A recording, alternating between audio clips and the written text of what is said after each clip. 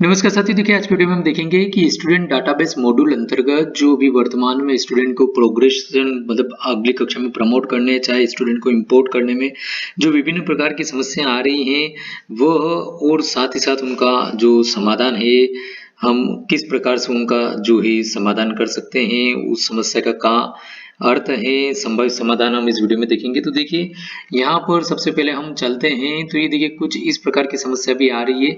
इसमें जो हाईलाइट किया हुआ है पार्ट नीचे रेड कलर से एरो में बताया हुआ है, आप इसको देखिए। मतलब स्टूडेंट को इंपोर्ट करते समय कुछ स्कूल्स द्वारा इस प्रकार की समस्या बताई जा रही है। तो इसमें यहाँ पर स्पेशली बताया हुआ है नीचे पोर्टल के द्वारा import is not allowed, please contact to आपके विकास खंड या डिस्ट्रिक्ट से संपर्क करने का लिख रखा है। तो यहाँ पर देखिए इस चीज में क्या करना हमको कि यहाँ पर देखिए हम अगर देखेंगे इसका तो स्टूडेंट स्टेटस का प्रोग्रेशन डन बाय स्कूल बता रखा है, ठीक है। तो मतलब ये ऑलरेडी डन हो चुका है।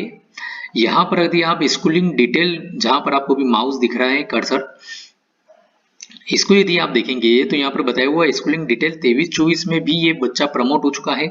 22-23 का जो है इसका बताया हुआ है ऑलरेडी किस कक्षा में था, जैसे कि यहाँ पर ये 9th में था, 10th में प्रमोट हो चुका है। तो प्रमोट हो चुका है तो फिर वापस से इंपोर्ट नहीं होगा ये, ठीक है। तो कहीं कहीं पर इस प्रकार की भी समस्या आ रही है कि स्कूल द्वारा उनको प्रमोट कर दिया गया है, भले खुद के स्कूल में प्रमोट कर दिया गया लेकिन फिर भी वो स्टूडेंट को इंपोर्ट कर रहे हैं तो वो नहीं होगा। क्यों? क्योंकि लास्ट ईयर भी आपके यहीं पर था स्टूडेंट, आपने उसको नेक्स्ट कक्षा में प्रमोट कर दिया है, वो ऑलरेडी आपके यहाँ पर अगली कक्षा में आ चुका है, आप उसको इंपोर्ट करेंगे तो फिर कैसे होगा, ठीक है। तो अब उसके बाद में दूसरी समस्या कुछ इस प्रकार की आ रही है कि जब आप सभी क्लास के सेक्शन को डाटा को फाइनलाइज करने के बाद में आपको ये वाला कार्य करना रहता है जो कि फाइनल स्कूल का प्रोग्रेशन कंप्लीट करना होता है। प्रोग्रेशन में आप एक चीज का ध्यान रखिए कि आप 22-23 का प्रोग्रेशन कर रहे हैं, न कि 23-24 का। मतलब 22-23 से 23-24 में आप स्टूडेंट्स को लेकर के आ रहे हैं, प्रमोट करके ला रहे हैं, या वो लेफ्ट हुए हैं तो उनको लेफ्ट कर रहे हैं, जो भी है आप उस जानकारी को दर्ज कर रहे हैं। तो यहाँ पर देखिए अभी इसमें जैसे कि बता रखा है कि progression process not finalise for all the sections. हमने प्रीवियस कई सारे वीडियो में इस प्रकार की पूरी प्रक्रिया को करके देखा है कि आपको सबसे पहले तो जितनी भी क्लासेस आपके यहाँ पर है उन सभी क्लास में प्रोग्रेशन के कार्य को कंप्लीट करना है और प्रत्येक क्लास के प्रत्येक सेक्शन को आपको फाइनलाइज करना है। हो सकता है आपके यहाँ पर किसी क्लास में सेक्शन एक से ज्यादा भी हो, तो आपको प्रत्येक सेक्शन का डाटा फाइनलाइज करना है और फाइनली यहाँ पर आकर के आपको स्कूल का डाटा को फाइनलाइज करना होगा प्रोग्रेशन के कार्य को, ठीक है ना, प्रोग्रेशन के कार्य को। तो यदि आप सभी सेक्शन को फाइनलाइज कर देंगे, प्रोग्रेशन का मतलब सभी सेक्शन का प्रोग्रेशन का कार्य करके उसको फाइनलाइज कर देंगे एक एक सेक्शन को। जब आप प्रोग्रेशन करते हैं तभी नीचे आता है उसको फाइनलाइज करने का ऑप्शन। तो आपको यहाँ पर इस प्रकार की एरर नहीं आएगी जब आप स्कूल के डाटा को फाइनलाइज करेंगे, प्रोग्रेशन वाले डाटा को, ठीक है। फिर उसके बाद में आप इस कार्य को करने के बाद में आप स्टूडेंट को इंपोर्ट कर सकते हैं और स्टूडेंट का जो प्रोफाइल है उसको कंप्लीट कर सकते हैं। अब हम चलते हैं यहाँ पर नेक्स्ट में। ये कुछ इस प्रकार की भी एरर है कि something went wrong, please try after some time और हार्ड रिफ्रेश योर पेज। तो जैसे आप इसको ओके करते हैं सिस्टम आपको हो सकता है लॉग आउट कर देता है सेशन को। तो आप इसमें देखिए कि इसमें क्या हो रहा है कि स्कूल्स द्वारा यदि आप देखेंगे यहाँ पर जहां पर आपको कर्सर दिख रहा है, ये एकेडमिक ईयर 22-23 के अंदर जो है सेक्शन को ऐड या डिलीट कर रहे हैं। 22-23 में अभी सेक्शन 8 डिलीट नहीं होगा, ठीक है। ये देखिए आप कर्सर है जहां पर वहां पर बताया लिखा हुआ है कि एकेडमिक ईयर 22-23। अभी हमको कार्य करना है 23-24 का, 22-23 का ऑप्शन हमको इसलिए दिया है कि यदि आपको किसी स्टूडेंट की प्रोफाइल को देखना है या आपके यहाँ पर उस समय 22-23 में किस क्लास में कितने बच्चे थे, किस सेक्शन में कितने बच्चे थे, वो आपको देखना है, तो आपकी जानकारी के लिए वो रखा गया है। लेकिन यदि आप उसमें कुछ चेंज करने का चाहेंगे, जैसे आप सेक्शन 8 डिलीट करना चाहेंगे, क्लास 8 डिलीट करना चाहेंगे, तो वो नहीं होगा। तो ये अभी क्या हो रहा है कि 22-23 में ये करने का प्रयास किया जा रहा है, इसलिए सिस्टम द्वारा इस प्रकार की एरर बताई जा रही है। तो ये 22-23 में कार्य नहीं होगा, आप 23-24 में सेक्शन 8 डिलीट कर सकते हैं, ठीक है। अब हम चलते हैं आगे।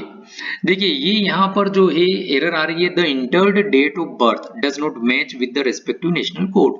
मतलब यहाँ पर ये है कि ये जो एरर बताई जा रही है ये कब बताई जा रही है, जब स्टूडेंट को इंपोर्ट किया जा रहा है। इंपोर्ट करने के लिए उसका पेन नंबर आपके पास में आ चुका है, परमानेंट एजुकेशन नंबर आपके द्वारा वह दर्ज किया जा रहा है और उसके साथ में आपको स्टूडेंट की डेट ऑफ बर्थ दर्ज करना होती है।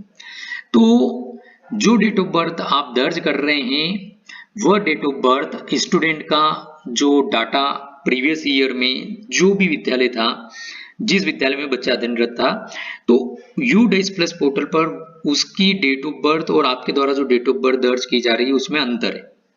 मतलब उसकी प्रोफाइल जो पिछले साल संबंधित स्कूल द्वारा दर्ज की गई थी उसमें जो डेट ऑफ बर्थ है वह कुछ अलग है, और आप जो भी डेट ऑफ बर्थ डाल रहे हैं इंपोर्ट करने के लिए वह कुछ अलग है, दोनों में अंतर है। तो आपको डेट ऑफ बर्थ देखना होगा, ठीक है। अब उसके बाद में ये देखिए एरर है, some mandatory fields value are incorrect और मिसिंग। तो ये यहां पर देखिए, अब इसमें क्या है कि ये इंपोर्ट करते समय है, मतलब आपने स्टूडेंट का पेन नंबर भी दर्ज कर दिया और सभी जानकारी दर्ज कर दी, उसके बाद में स्टूडेंट ओपन हो गया है इंपोर्ट करने के लिए। अब यदि हम देखेंगे यहाँ पर, तो ये देखिए नीचे जो एरो में बताया हुआ रेड कलर के एरो में नीचे यहाँ पर एक मैसेज आ रहा है कि admission date can not be before school session start. मतलब यहाँ पर ये है कि डेट ऑफ एडमिशन जब आप इंपोर्ट कर रहे हैं, इंपोर्ट कौन से सत्र में कर रहे हैं आप, 23-24 में कर रहे हैं, 22-23 से 23-24 में स्टूडेंट को इंपोर्ट कर रहे हैं। तो 23-24 सत्र कब से स्टार्ट हुआ है भाई, जून जुलाई या ज्यादा अप्रैल में कहीं पे स्टार्ट हो गया होगा। लेकिन यहाँ पर जो डेट ऑफ एडमिशन दर्ज की जा रही है वो दर्ज की जा रही है 22 की। तो 23-24 सेशन 22-23 में तो स्टार्ट नहीं हुआ है, 23-24 सेशन 23-24 में स्टार्ट हुआ है। तो वह डेट ऑफ बर्थ यहाँ पर डेट ऑफ एडमिशन जो है वो यहाँ पर गलत दर्ज किया जा रहा है। तो हमको जो है यहाँ पर डेट ऑफ बर्थ सही दर्ज करना होगी, क्योंकि हम 23-24 में उसको इंपोर्ट कर रहे हैं। मतलब आपके यहाँ पे स्टूडेंट नया आया है, तो आपके यहाँ पर 23-24 में नया आया है तो 23-24 के सेशन में ही आया होगा, ठीक है। तो यहाँ पर इसलिए आपको डेट ऑफ एडमिशन इसकी सही दर्ज करना है, तो इस प्रकार की एरर नहीं आएगी। उसके बाद में देखिए, जब आप मतलब स्टूडेंट का पेन नंबर यहाँ पर सर्च कर रहे हैं, मतलब आपने सर्च कर लिया है पेन नंबर, और स्टूडेंट का पेन नंबर आप यहाँ पर दर्ज कर रहे हैं परमानेंट एजुकेशन नंबर, तो यहाँ पर देखिए national code does not exist. तो जो आप नेशनल कोड स्टूडेंट का दर्ज कर रहे हैं वह सही नहीं है, या फिर ये हो सकता है कि ये स्टूडेंट अदर स्टेट का हो, ठीक है। आपको स्टूडेंट ने हो सकता है कि परमानेंट एजुकेशन नंबर आपको दे दिया है, अदर स्टेट से आपके स्टेट में आया है, आप उसको इंपोर्ट कर रहे हैं। तो फिलहाल अभी ये सुविधा स्टार्ट नहीं हुई है कि अदर स्टेट के स्टूडेंट को आप इंपोर्ट कर सके, लेकिन शीघ्र ही इस प्रकार की सुविधा चालू होने वाली है। हो सकता है जब आप वीडियो देखें तब तक ये स्टार्ट हो चुका हो। तो यहाँ पर अभी फिलहाल इस प्रकार का जो है स्टार्ट नहीं है ये सुविधा, इसलिए जो है यहाँ पर इस प्रकार का मैसेज आपको आएगा, national code does not exist का। अब उसके बाद में चलते हैं हम आगे। तो देखिए यहाँ पर कुछ इस प्रकार की भी क्वेरीज आ रही है कि स्टूडेंट को गलती से डिलीट कर दिया तो क्या करें। तो स्टूडेंट को यदि आपने गलती से डिलीट कर दिया, आपके यहाँ पे ही अध्ययनरत है, तो आपने डिलीट कर दिया, तो डिलीट स्टूडेंट नहीं होता है। अब जो सिस्टम है U-+ पोर्टल का, जो कि बहुत ही अच्छा सिस्टम है, अदरवाइज डिलीट स्टूडेंट को फिर कैसे लाते, अभी जो है स्कूल उसको लेफ्ट कर सकता है, ठीक है। तो लेफ्ट किया है तो आप वापस से इंपोर्ट कर लें, ठीक है, ये आप कर सकते हैं, इंपोर्ट कर लें, क्योंकि डिलीट स्टूडेंट नहीं होता है अब, ठीक है। हाँ, वो इनएक्टिव हो सकता है लेकिन डिलीट नहीं होता है, ठीक है। तो यहां पर आप उसको पुनः इंपोर्ट कर लें। स्टूडेंट का नाम, आधार नंबर इत्यादि में सुधार कैसे करें, इस प्रकार की भी कुछ क्वेरीज है। तो उसमें यदि जैसे कि हमने इसके संबंध में स्पेशली एक वीडियो बनाया हुआ है जिसमें सब चीज हमने क्लियर करी है, हम उस वीडियो की डिस्क्रिप्शन बॉक्स में लिंक उपलब्ध करा देंगे, आप उसको देख सकते हैं डिटेल में।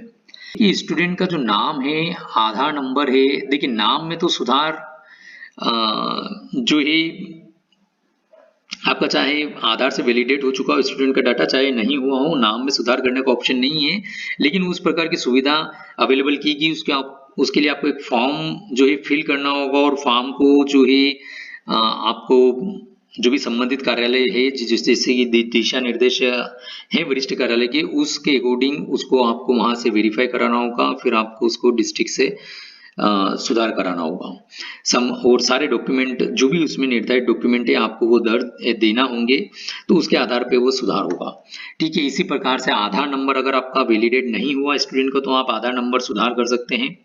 स्टूडेंट का डेट ऑफ बर्थ सुधार कर सकते हैं, स्टूडेंट का आप आधार में जो दर्ज नाम है वो सुधार कर सकते हैं, जेंडर सुधार कर सकते हैं। लेकिन यदि आधार से वैलिडेट हो चुका है डाटा और फिर आप सुधार कराना चाहते हैं तो भी आपको जो है प्रक्रिया वही रहेगी जो हमने नाम सुधार के लिए बताई है, ठीक है।